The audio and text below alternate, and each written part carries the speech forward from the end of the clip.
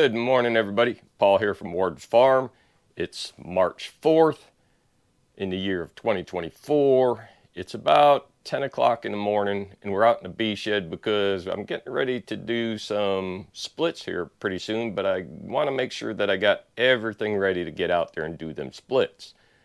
So in order to do that, you got to make sure that you got at least a hive ready to move into. What does that mean? It means you want to have a bottom board, you want to have an inner cover and an outer cover, and depending upon the hive that you're splitting, if they already have deep supers, the hive you're moving them into, you want to have deep supers. If they got medium supers, you want to make sure that you have medium supers ready and available to go into. These are two hives that I have ready to go out in the bee yard. They already have frames in them. In the Better Bee hive, they're drawn. In the Hoover hive, it's undrawn comb. That's a brand new hive that I purchased through the winter, getting ready for new bees.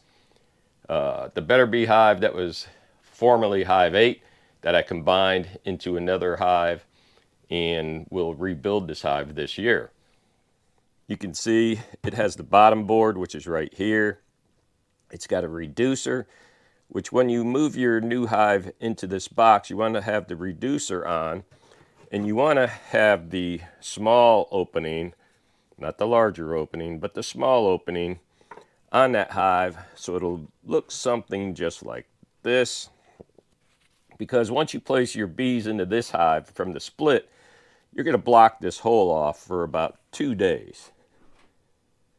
And you'll stuff it with grass. And why do we want to stuff grass in that hole? That's because you want the bees to stay in there. You don't want other bees to go in and rob them. You want them to get used to it. That's if you're going to leave it in the same bee yard.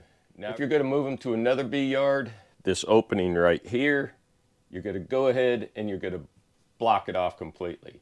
You'll have a cinch strap all the way around this hive holding it all together.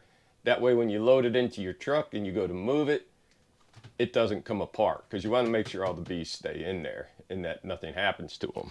So depending upon the equipment that you have ready, that's what you got to do.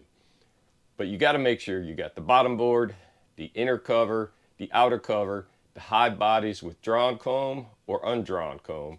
If you got drawn, that's a whole lot better, because then the bees don't have to work so much. If you don't have drawn comb, you got to make sure that you have a feeder in here, because you're going to feed them 1-to-1 sugar water. And what's that for? That's because the bees will use that to make new wax on the foundations that you have inside here. So in this hive here, this is a wax dipped hive. And this is your outer cover that will keep the rainwater out of your beehive.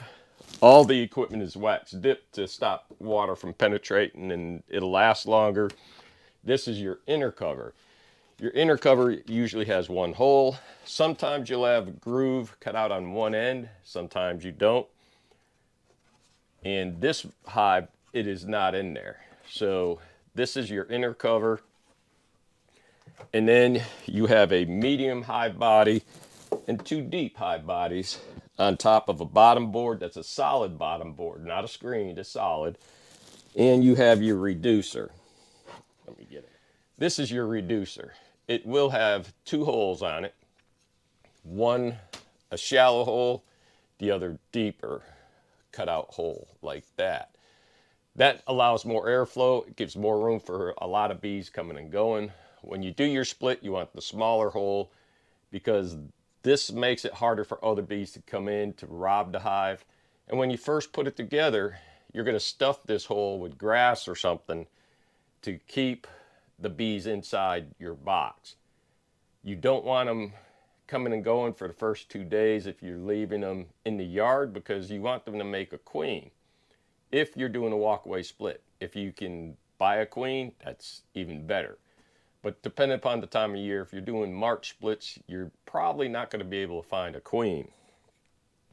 So then, once you're ready to do this, you want to go ahead, since this is a brand new hive, These are undrawn frames. They're plastic foundation.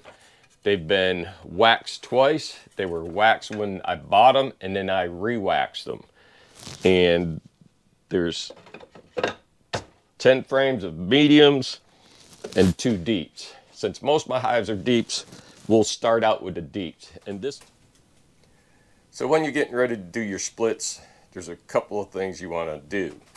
You want to make sure that you have your bottom board. If it's going to be cool, use a solid bottom board. And that way it'll help keep the bees warm. You can always switch it over to a screen bottom board later on. You want to make sure you get your inner cover, your outer cover, your reducer like we talked about. And that way you got your hive bodies ready to go. So let's go out. We're going to set up a couple of hives and have them ready for when we do our splits.